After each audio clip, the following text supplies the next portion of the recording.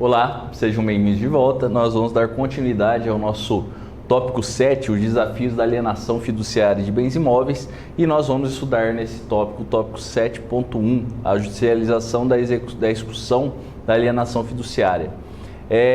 Nós, durante o curso, estudamos sobre os benefícios da alienação fiduciária, e o principal deles é a celeridade com que o credor ele pode consolidar a propriedade do imóvel e a possibilidade de leilão extrajudicial, ou seja, o interessante da garantia fiduciária é a sua agilidade frente à execução de outras garantias, porque a alienação fiduciária em garantia ela é executada de forma extrajudicial, ou seja, você não precisa, em regra, do judiciário para consolidar a propriedade do imóvel e para executar a garantia e satisfazer o débito que é garantido.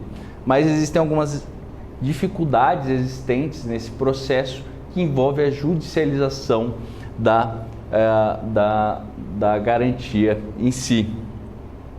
E normalmente essa judicialização ela é feita com a finalidade de procrastinar a execução.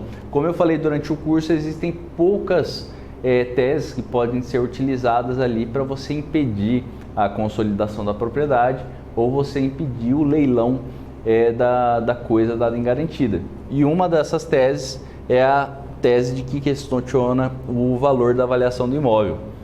O que acontece? Lá no contrato nós temos a indicação dos critérios de revisão e, como eu falei em uma aula passada, o interessante é que haja uma nova avaliação do bem através de um perito avaliador imobiliário. Só que muitas vezes essa revisão do valor do bem ela não é realizada através de uma perícia imobiliária. E isso causa grandes problemas, porque normalmente o devedor ele discute na justiça que aquele valor que foi atribuído para o leilão judicial não é o valor correspondente ao valor de mercado do imóvel. Então, muitas vezes ele ajuiza uma ação e dentro dessa ação ele pede que seja realizada uma perícia judicial.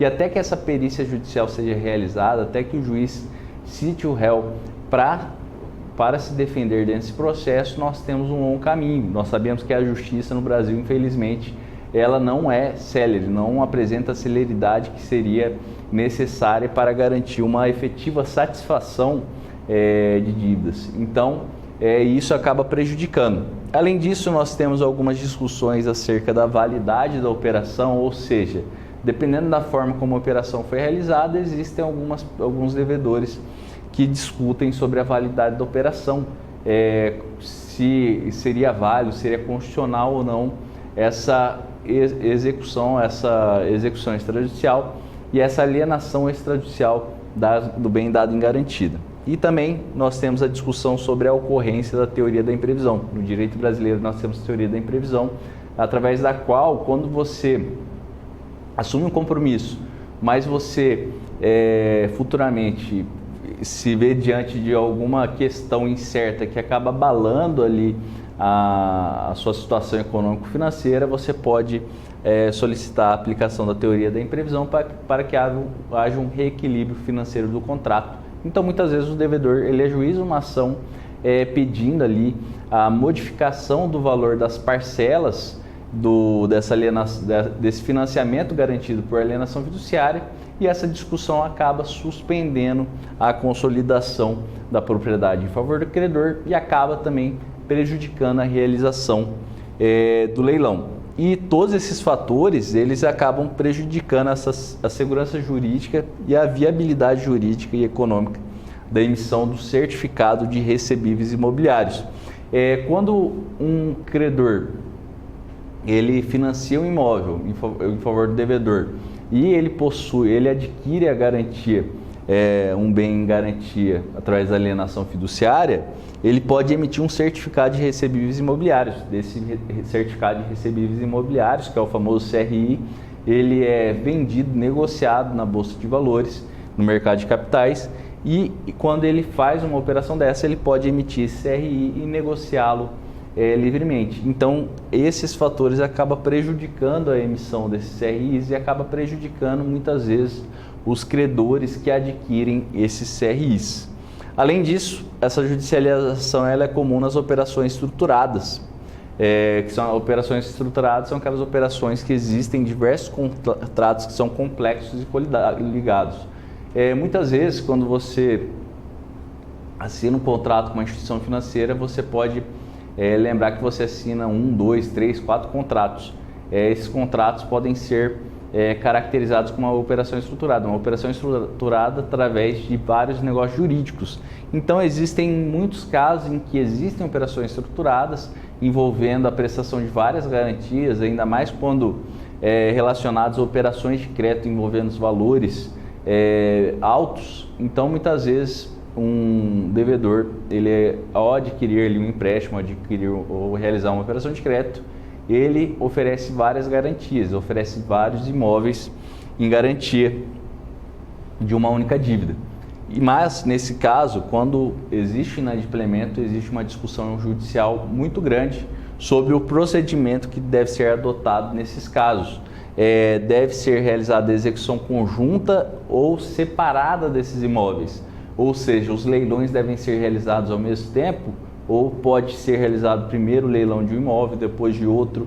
E qual que é a consequência disso? O leilão do primeiro imóvel, ele acarreta a extinção da dívida, porque se nós lembrarmos sobre os efeitos ali da consolidação da propriedade, da realização do leilão, se o leilão for realizado por um valor menor do que a dívida, é extinta a dívida e o devedor ele fica livre ali do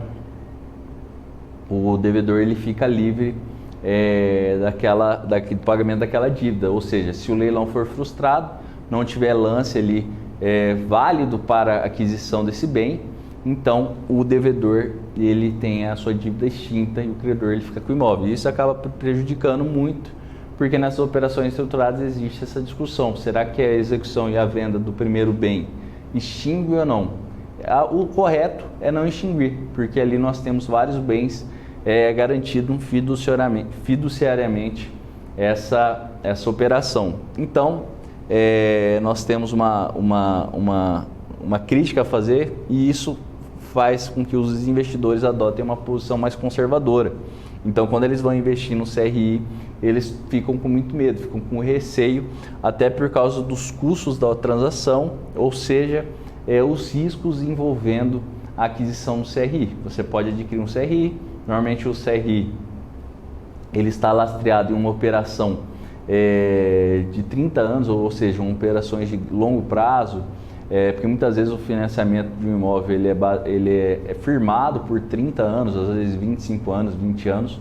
Então ele tem ali um investimento de longo prazo, e se houver algum problema envolvendo a depreciação do imóvel, o incêndio do imóvel, ou mesmo a alienação desse imóvel em leilão extrajudicial, e nesse leilão for obtido um valor muito baixo, seja porque a avaliação realizada não foi suficiente ou não foi realizada uma nova avaliação do bem, então isso acaba afastando aos investidores do CRI, em razão desses custos de operações e também relacionadas a esses riscos envolvendo essas operações.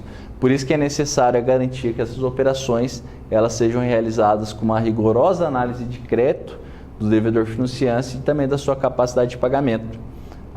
E também existe uma discussão sobre a possibilidade dessa operação não ficar vinculada apenas ao imóvel objeto da alienação fiduciária, em alguns casos.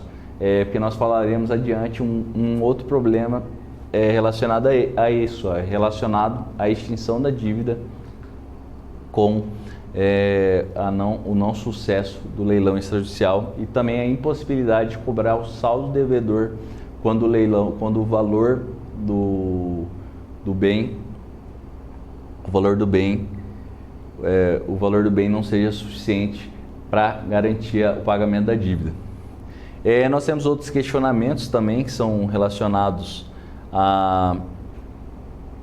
as operações estruturadas. Aqui é que eu já falei, que a expulsão de um dos imóveis extinguiria a totalidade da dívida, com base no parágrafo 5º e o 6º do artigo 27 da Lei 9.514, que ele gera a liberação e extinção das garantias adicionais eventualmente outorgadas. Existe essa discussão, porque normalmente numa operação estruturada, você define uma série de garantias. Os sócios de uma empresa que está adquirindo uma operação estruturada, eles podem se tornar fiadores também da obrigação. Então, uma discussão muito grande é o seguinte: existem imóveis que foram alienados fiduciariamente. Como a lei fala que depois do leilão existe ali a quitação da dívida pelo devedor, então muitos defendem na justiça que quando esses imóveis que garantem uma operação estruturada, eles são vendidos, são leiloados, e se esse leilão é frustrado, então muitos defendem que as outras garantias elas são extintas e a dívida é extinta por completo. Então, o que acontece? Normalmente essas garantias adicionais elas são otorgadas nas operações estruturadas, como a cessão fiduciária de direitos creditórios, alienação fiduciária de cotas ou ação da sociedade de propósito específico, que são as SPS, que são desenvolvedoras de empreendimentos. Normalmente, empresários eles constituem SPE envolvendo o desenvolvimento de um empreendimento imobiliário. Imagina só, tem uma empresa, uma grande construtora, cada construção que ela vai fazer, cada obra que ela vai fazer, ela cria uma sociedade de propósito específico que possui ali um valor destinado especificamente para a construção daquele empreendimento, até para evitar que às vezes problemas envolvendo outras obras acabam influenciando nessa obra, ou que haja às vezes uma penhora envolvendo alguma dívida trabalhista de outra obra, entre outras coisas. Então, essas são as operações estruturadas. Nós temos também aqui questão envolvendo se deve ser realizado o único leilão dos imóveis em conjunto, quando os imóveis são localizados em circunscrições diferentes, ou seja, em municípios e juízos de comarcas diferentes. Então, esse aqui é um outro problema, porque imagina só que você realiza uma operação estruturada, você indica 3 fazendas, uma fazenda aqui no Mato Grosso Sul, uma fazenda no Mato Grosso e uma em Goiás. É muito difícil você realizar o leilão desses 3 imóveis rurais ao mesmo tempo. Então, em regra, na prática, esses leilões são realizados de forma separada. Só que muitas vezes o devedor ele ajuiza uma ação discutindo, falando que o procedimento correto seria o leilão conjunto de todos esses bens. E também tem uma discussão sobre a validade ou não da cláusula relacionada à continuidade da cobrança do saldo devedor residual quando existe prévio e expresso acordo entre as partes. Ou seja, muitas vezes na assinatura de uma operação estruturada é colocada ali uma cláusula através da qual o devedor ele renuncia ao direito de extinção da dívida após a consolidação da propriedade e a realização dos leilões extrajudiciais. Então existe uma discussão se existe a possibilidade de você renunciar a esse direito e se é possível realizar isso nas operações que não sejam relacionadas à relação consumerista, ou seja, aquelas relações envolvendo financiamento habitacional, que são as relações que ensejariam uma proteção do devedor. O que acontece na prática, muitas vezes, que para evitar o perdão da dívida, ou seja, a quitação da dívida após um leilão frustrado ou através de um leilão em que o valor do imóvel é abaixo do valor da garantia, o valor garantido, muitos credores eles realizam, antes dessa execução extrajudicial, da alienação fiduciária, ele executa todas as outras garantias pessoais ou reais. Ou seja, se existem garantias fiduciárias relacionadas à fiança, ao aval, entre outras garantias, os credores executam primeiramente essas garantias para só depois realizar a execução extrajudicial da alienação fiduciária em garantia. Só que isso acaba gerando um contrassenso, porque a alienação fiduciária em garantia ela foi introduzida no direito para garantir uma célere e eficaz satisfação do crédito que está sendo objeto da garantia. Só que para evitar essa discussão, muitas vezes os credores fazem isso, eles primeiro executam as outras garantias, que em regra devem ser executadas através da via judicial, para só depois realizarem a execução da garantia fiduciária. Além disso, é importante a gente lembrar que o principal pilar desse direito das garantias é a recuperação da garantia mutuada. E essa recuperação da quantia mutuada ele não deveria ser afetado por esse perdão da dívida, que foi imposto pela Lei 9.514, 97, que é relacionada à alienação fiduciária de imóveis. É importante lembrar também que não existe esse perdão nas outras alienações fiduciárias, ou seja, se houver uma alienação fiduciária de um bem imóvel, de um veículo, não há esse perdão da dívida. Por isso que normalmente o carro, quando ele é vendido num leilão, muitas vezes a instituição financeira ela continua cobrando o seu crédito do devedor. Mas na legislação referente à alienação fiduciária de imóveis, por escolha do legislador, como o legislador buscava incentivar o mercado de habitação, ele incluiu isso aí para proteger o consumidor, porque ele pensou ali na pessoa que adquire o imóvel. Pensou o seguinte: o imóvel ele possui um valor expressivo, normalmente a pessoa que compra ela já vai sofrer muito com a perda do imóvel, ou seja, quando ela perdeu o imóvel em razão da alienação fiduciária, ela já vai ter um sofrimento muito grande, vai ter um abalo financeiro muito grande. Então, foi criada essa forma de proteger esse consumidor, esse comprador de um imóvel que financia com uma alienação imobiliária, uma alienação fiduciária em garantia. Mas daí tem uma discussão sobre o seguinte, que a finalidade da lei seria proteger esses consumidores, então não se justificaria a proteção das operações não residenciais, ou seja, daqueles credores que visam retorno de investimento. Seja quando um shopping center realiza uma operação de crédito e dá em garantia ali um imóvel em alienação fiduciária, entre outras. Então, essa é a grande discussão e muito obrigado pela atenção de hoje. Espero vocês na próxima aula.